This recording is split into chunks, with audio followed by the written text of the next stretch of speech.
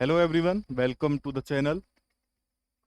तो देखें, steel structure में जब आप बोल्टेड कनेक्शन डिजाइन करते हैं या आप टेंशन मेंबर को डिजाइन करते हैं तो वहां पे कई तरह के फेलियर हो सकते हैं। जैसे अगर मैं बोल्टेड कनेक्शन की बात करूं तो वहां पे आपका बोल्ट फेल हो सकता है शियर में या बियरिंग में। इसी तरीके से आपकी प्लेट भी फेल हो सकती है, शियरिंग में हो सकती है, बियरिंग में हो सकती है, या स्प्लिटिंग में हो सकती है, या टेंशन में हो सकती है। क्लियर। इसी तरीके से अगर मैं टेंशन मेंबर की बात करता हूं तो टेंशन मेंबर भी आपका ग्रॉस एरिया पे यील्डिंग में फेल हो सकता है या नेट एरिया पे रप्चर में फेल हो सकता है। क्लियर। इसी तरह से बोल्टेड कनेक्शन में और जो आपका टेंशन मेंबर होता है वहां पे एक स्पेशल टाइप का फेलियर होता है जिसे हम बोलते हैं ब्लॉक शियर फेलियर। क्लियर। अब इस पर्टिकुलर वीडियो में हम इस ब्लॉक शियर फेलियर के बारे में ही पढ़ने वाले हैं कि भाई ये क्यों होता है। क्लियर। क्या इसका इफेक्ट पड़ता है, और अगर हमें इस पर्टिकुलर केस में स्ट्रेंथ फाइंड आउट करनी है तो किस तरीके से करेंगे। क्लियर ना। तो चलिए वीडियो अपनी स्टार्ट करते हैं। पहले बात करते हैं कि ब्लॉक शियर फेलियर होता क्या है। इसके बाद चर्चा करेंगे कि ये किस तरीके से होता है, क्या कारण होते हैं।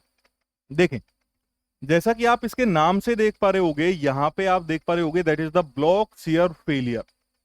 ब्लॉक शियर फेलियर का मतलब है कि आपका इस केस में पूरा की पूरा जो ब्लॉक है या एक कोई छोटा ब्लॉक जो होगा कनेक्शन का या प्लेट का या मेंबर का, वो पूरा की पूरा फेल हो जाएगा। क्लियर ना। किस तरीके से होता है, क्यों होता है, उसको समझने के लिए हम एक एग्जांपल लेते हैं। जैसे देखिए, आप लोग यहां पे देख सकते हो, ये आपके पास एक कोई प्लेट है, इससे मैंने एक छोटी प्लेट को कनेक्ट किया हुआ है, ये आपकी एक दूसरी प्लेट हो गई। अब यहां पे टेंशन की वजह से आप देखोगे कि ये पूरी की पूरी जो छोटी प्लेट है ये फेल होके बाहर चली गई है या टूट के इस मेन मेंबर से अलग हो गई है। क्लियर ना। ओके। इस तरह का फेलियर कहलाता है आपका ब्लॉक शियर फेलियर। क्यों होता है, किस तरीके से होता है, उसको समझने के लिए मैं यहाँ पे एक डायग्राम बनाता हूं। देखे जरा आप लोग, ये मैं मान लेता हूं कि ये मेरे पास एक कोई प्लेट है। क्लियर ना। इससे मैंने दूसरी प्लेट को इस तरीके से कनेक्ट किया हुआ है, ये लो भैया। और यहाँ पे जो आपके कनेक्शन है वो मैंने बोल्टेड कनेक्शन प्रोवाइड करवा रखे हैं कुछ इस तरीके से। इधर 3 बोल्ट, इधर 3 बोल्ट, और इधर भी 3 बोल्ट। पहली बात तो ये ब्लॉक शियर फेलियर हमें कहां देखने को मिलता है। तो जनरली अगर बात की जाए तो ब्लॉक शियर फेलियर आपका तब होता है जब आपके कनेक्टेड बोल्ट या कनेक्शन के लिए इस्तेमाल कई बोल्ट हैवी हो या स्ट्रेंथ उनकी बहुत ज्यादा हो एज कंपेयर टू प्लेट, तो हमें ये देखने को मिलेगा। क्लियर ना। अब किस तरीके से इसका डेवलपमेंट होता है उसको समझते हैं। जरा देखना यहाँ पे डायग्राम में, मैं मानता हूं इस प्लेट पे एक टेंशन लोड लग रहा है पी, और मैंने ऐसा माना कि इस ब्लॉक शियर फेलियर में आपके पास जो फेलियर हो रहा है उसमें आपका ये वाला जो सेक्शन है ये टूट के अलग हो रहा है। ठीक है। हालांकि मैं ऐसा कंफर्म नहीं कह रहा कि यही सेक्शन अलग होगा, कोई और भी हो सकता है। ठीक है। उसको भी कैसे चेक करते हैं वो भी हम बात कर लेंगे, लेकिन जस्ट फॉर द एग्जांपल मैंने माना कि ये वाला जो आपका प्लेट का सेक्शन है ये ब्लॉक शियर की वजह से टूट के अलग हो गया। ठीक है, जैसे वो आप डायग्राम में देख पा रहे होगे। क्लियर। अब देखें जरा, इसको थोड़ा सा डिटेल में समझते हैं ब्लॉक शियर फेलियर को। यहां पे जो आपका सेक्शन है जहां पे आपका फेलियर हो रहा है, एक सेकेंड यार, ये आपकी प्लेट थी, ये आपके बोल्ट थे। तो जहां पे आपका फेलियर हो रहा है वो प्लेन मैंने मान लिया ये वाला प्लेन है। ये वाले प्लेन पे या ये वाले सेक्शन पे आपके पास फेलियर हो रहा है। मैं इसको नाम दे देता हूं, इसको बोल देता हूं 1, 2, 3 एंड 4। तो जरा देखना, जब यहाँ पे एक्सटर्नल लोड P काम करेगा, टेंशन लोड P काम करेगा, तो जो आपका सेक्शन 1, 2 है ये वाला सेक्शन, और जो आपका सेक्शन 3, 4 है, इन दोनों सेक्शन पे या इन दोनों प्लेन पे आपकी कौन सी स्ट्रेस वर्क करेगी। देखो भैया, इस तरीके से लोड लग रहा है, लोड के हॉरिजेंटली कौन सी स्ट्रेस वर्क करती है, शियर स्ट्रेस वर्क करती है। तो ये हो गई आपकी शियर स्ट्रेस से सब्जेक्टेड प्लेन। कौन सा प्लेन, 1, 2 एंड प्लेन 3, 4। अगर मैं प्लेन 2, 3 की बात करूं तो इस प्लेन पे क्या होगा, आपके एक्सटर्नल लोड की वजह से टेंशन डेवलप होगा, यहां पे टेंशन डेवलप होता है। क्लियर। अब इन दोनों स्ट्रेस की वजह से आपका क्या होगा, ये सेक्शन जो है या ये ब्लॉक जो है वो फेल हो जाएगा। क्लियर।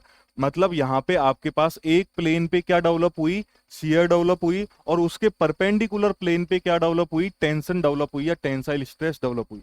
तो बाकी जितने भी फेलियर थे वो हमारे किसी एक पर्टिकुलर स्ट्रेस की वजह से ही हो रहे थे।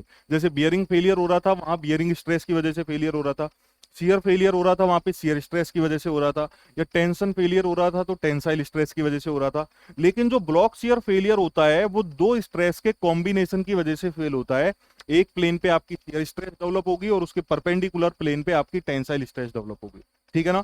अब देखिए तनिक इसको थोड़ा सा और डिटेल में समझते हैं, समझने की कोशिश करते हैं। देखो जरा, देखिए जरा, जब आपके पास पी एक्सटर्नल लोड लगा तो आपके पास प्लेन 1 2 पे शियर जनरेट हुई, 3 4 पे शियर जनरेट हुई और प्लेन 2 3 पे टेंशन जनरेट हुई। तो आपका प्लेन 1 2 एंड प्लेन 3 4 ये तो हो गए आपके शियर प्लेन, क्लियर। और प्लेन 2 3 जो है आपका, ये हो गया आपका टेंशन प्लेन, ये हो गया आपका टेंशन प्लेन, क्लियर ना। तो अब इस शियर प्लेन की कुछ पर्टिकुलर स्ट्रेंथ होगी, क्लियर। इसी तरीके से जो टेंशन प्लेन है इसकी भी कुछ पर्टिकुलर स्ट्रेंथ होगी, तो दोनों की कोई ना कोई स्ट्रेंथ होगी। इसकी मैं मान लेता हूं इसकी स्ट्रेंथ होगी S1, इसकी strength होगी S2, ठीक है ना। अब इनमें से कोई एक ज्यादा होगी कोई एक कम होगी, जनरली ऐसा ही होता है। तो मैं जस्ट मान लेता हूं कि इस पर्टिकुलर केस में आपका जो टेंसाइल प्लेन है या टेंशन प्लेन है वहां पे स्ट्रेंथ आपकी कम है और जो आपका शियर प्लेन है वहां पे स्ट्रेंथ आपकी ज्यादा है। देखो इसका अपोजिट भी हो सकता है, मैं ऐसा मना नहीं कर रहा कि आपका हमेशा टेंशन प्लेन ही वीकर रहेगा, नहीं, आपका टेंशन प्लेन स्ट्रोंगर भी हो सकता है। But just for that case मैंने माना कि जो आपका टेंशन प्लेन था ये आपका वीकर था और जो आपका शियर प्लेन था ये आपका क्या था, स्ट्रॉन्ग था।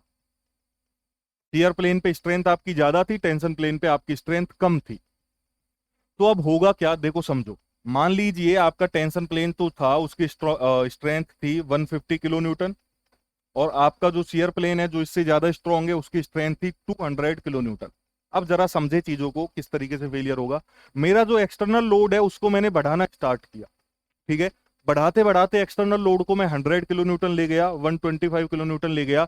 अभी आपका कोई भी प्लेन फेल नहीं होगा क्योंकि दोनों की स्ट्रेंथ ज्यादा है, ठीक है। अब मैंने एक्सटर्नल लोड को बढ़ा के कर दिया 150 किलो न्यूटन। अब आपका जो टेंशन प्लेन है वो फेल होने के लिए तैयार खड़ा है कि आप बस लोड बढ़ाओ और मैं फेल हो जाऊं, क्लियर।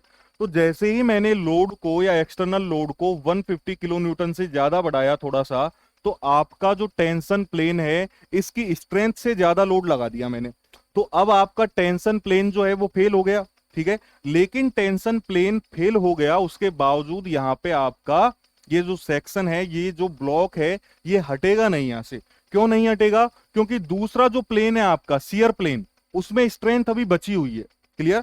तो उस शियर प्लेन ने इस टेंशन प्लेन को फेल होने से रोका हुआ है, क्लियर। क्योंकि उसकी स्ट्रेंथ तो अभी ज्यादा है, एक्सटर्नल लोड उतना अभी पहुंचा नहीं है, क्लियर। तो जो आपका वीकर प्लेन होगा वो पहले फेल हो जाएगा लेकिन वो प्लेट से हट नहीं पाएगा, वहां से प्लेट आपकी टूट नहीं पाएगी। धीरे धीरे क्या होगा, यहाँ पे यील्डिंग स्टार्ट हो जाएगी, क्लियर।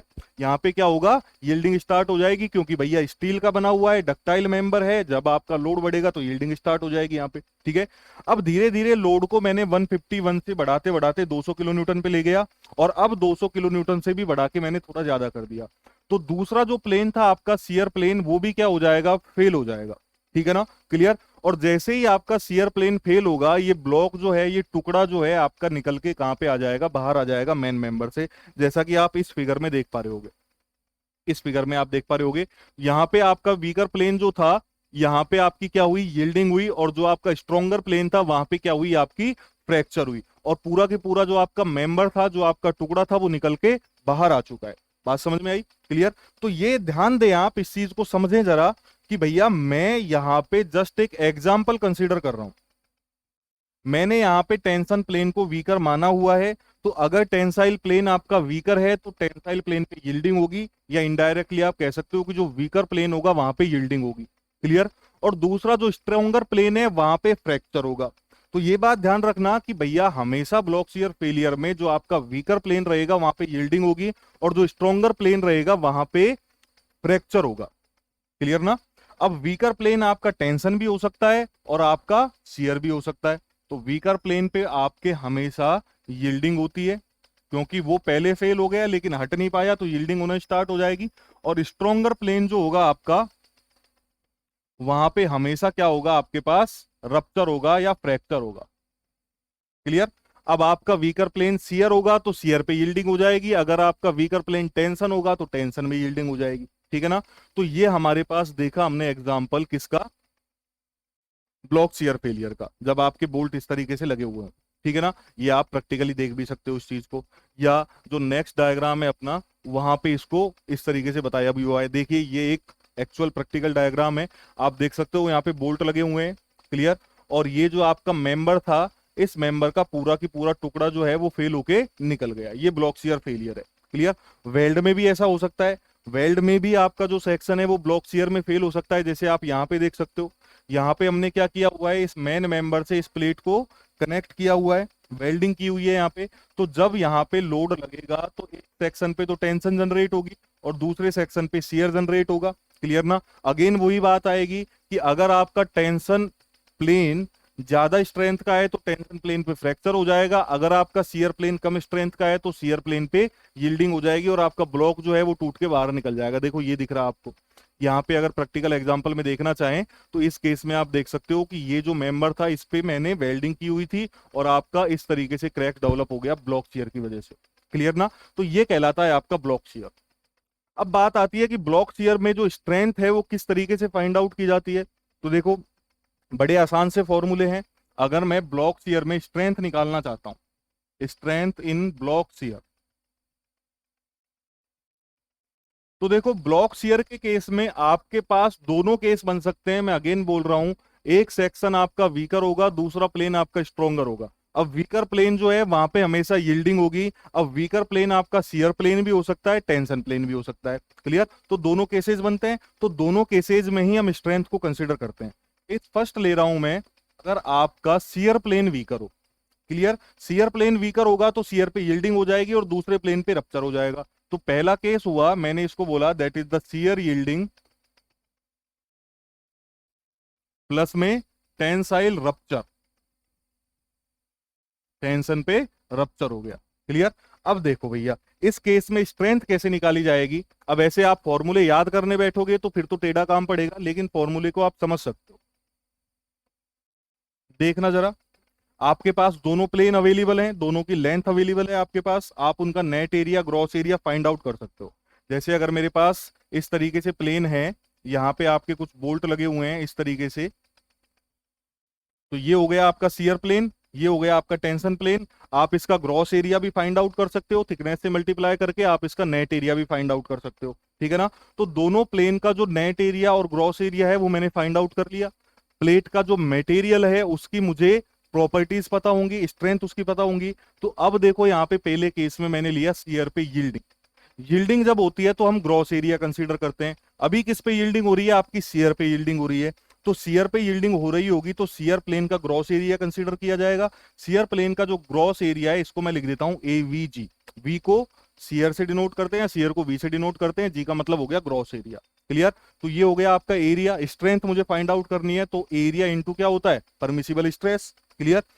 अब यहाँ पे यील्डिंग अगर हो रही है तो यील्डिंग गवर्न कौन करती है, यील्डिंग को गवर्न करता है यील्ड स्ट्रेस, क्लियर। तो यहाँ पे जो आपकी स्ट्रेस होगी वो कौन सी होगी, एफ वाई होगी। जब भी यील्डिंग की वजह से फेलियर होता है तो वहां पे एक पार्शियल फैक्टर ऑफ सेफ्टी लगाया जाता है यील्डिंग का, उसकी वैल्यू होती है 1.10, क्लियर ना। तो ये हो गया आपका एरिया इंटू स्ट्रेस। और एक बात एडिशनली ध्यान रख लेना कि जब भी शियर की वजह से फेलियर होता है तो 1/√3 का फैक्टर ऑफ सेफ्टी और लगाया जाता है। तो ये हो गई आपकी स्ट्रेंथ किसके केस में, शियर यील्डिंग के केस में। दूसरा आ जाइए भैया टेंसाइल रप्चर। अब टेंशन प्लेन पे रप्चर हो रहा है, फ्रैक्चर हो रहा है। तो अगर फ्रैक्चर होता है आपके पास तो आप नेट एरिया कंसीडर करते हैं। टेंसाइल प्लेन है तो इसका नेट एरिया मैं मान लेता हूं ATN, ये हो गया टेंसाइल प्लेन का नेट एरिया। किसकी वजह से फेलियर हो रहा है, रप्चर की वजह से हो रहा है, फ्रैक्चर की वजह से हो रहा है। कौन सी स्ट्रेंथ यहाँ पे वर्क करेगी या कौन सी स्ट्रेंथ इसको गवर्न करेगी, तो स्ट्रेंथ इसको गवर्न करेगी अल्टीमेट स्ट्रेस, FU।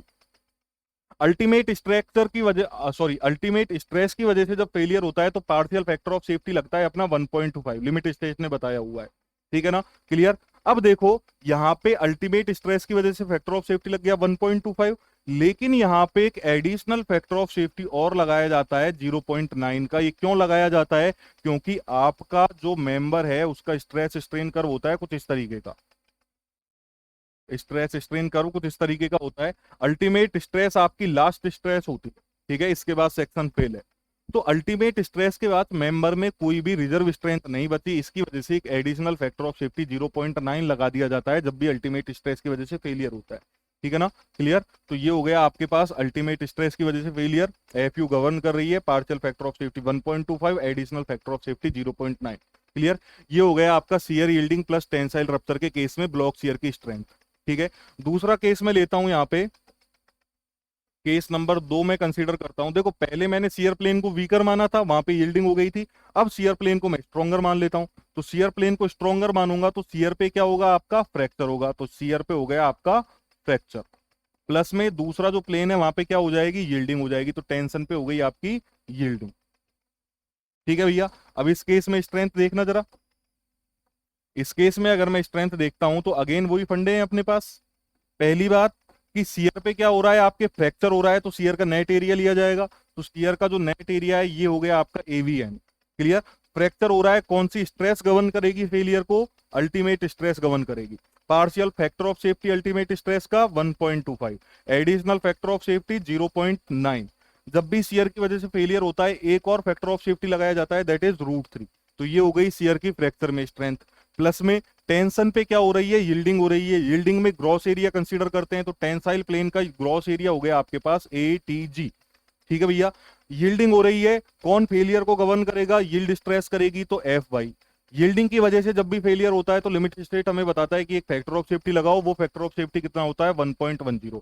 तो ये आ गई आपकी शियर फ्रैक्चर प्लस टेंसाइन यील्डिंग में स्ट्रेंथ, किसकी, ब्लॉक शियर फेलियर की, क्लियर। अब हमने दोनों जो पॉसिबल केस थे ब्लॉक शियर फेलियर के वो दोनों ले लिए, इन दोनों में स्ट्रेंथ निकालेंगे और जो इनमें से मिनिमम आएगी वो क्या हो जाएगी, आपकी ब्लॉक शियर फेलियर में स्ट्रेंथ हो जाएगी। तो इसको मैं बोल देता हूं, ये आपके पास PT1 थी, ये आपकी PT2 थी। ठीक है, इनमें से जो भी आपकी मिनिमम होगी वो क्या हो जाएगी, ब्लॉक शियर स्ट्रेंथ हो जाएगी। तो मैं यहां पे कहता हूं that is the block shear strength, ये हो जाएगी आपके पास मिनिमम ऑफ जो दोनों आपने निकाली थी PT1 और PT2। ठीक है, इन दोनों में से जो मिनिमम होगी वो क्या हो जाएगी, आप ब्लॉक शियर स्ट्रेंथ हो जाएगी, क्लियर। तो ये हो गया अपना ब्लॉक शियर फेलियर के बारे में थोड़ी सामान्य जानकारियां। आपको अगर और जानना है इसके बारे में कि भैया हम किस तरीके से न्यूमेरिकल्स या जो डिजाइन होती है ब्लॉक शियर फेलियर में उसको करते हैं, ठीक है, किस तरीके से क्वेश्चंस को अटेम्प्ट किया जाता है, किस तरीके से हमें पता लगता है कि ब्लॉक शियर फेलियर में जो फेलियर हो रहा है वो किस ब्लॉक पे होगा, तो आपको सभी जानकारियां मिलेंगी। ये देखो इंट्रोडक्शन वीडियो थी, छोटी वीडियो थी, तो इसमें बहुत ज्यादा नहीं बता सकते अपन, बताएंगे तो बहुत टाइम लग जाएगा। इसके लिए आपके पास और वीडियो जो अपना चैनल है स्वेट एकेडमी, वहां पे आपको मिलेंगी। ठीक है, इसके अलावा आपको अगर PDF चाहिए तो आपको डिस्क्रिप्शन में लिंक मिलेगा जहां से आप टेलीग्राम चैनल को ज्वाइन करें, वहां पे आपको इसकी PDF मिल जाएगी। इसके अलावा और भी जो रिलेटेड टॉपिक्स हैं उनकी PDF और डिटेल आपको मिल जाएंगी, क्लियर। तो इस पर्टिकुलर वीडियो के लिए इतना ही, थैंक यू, गुड डे।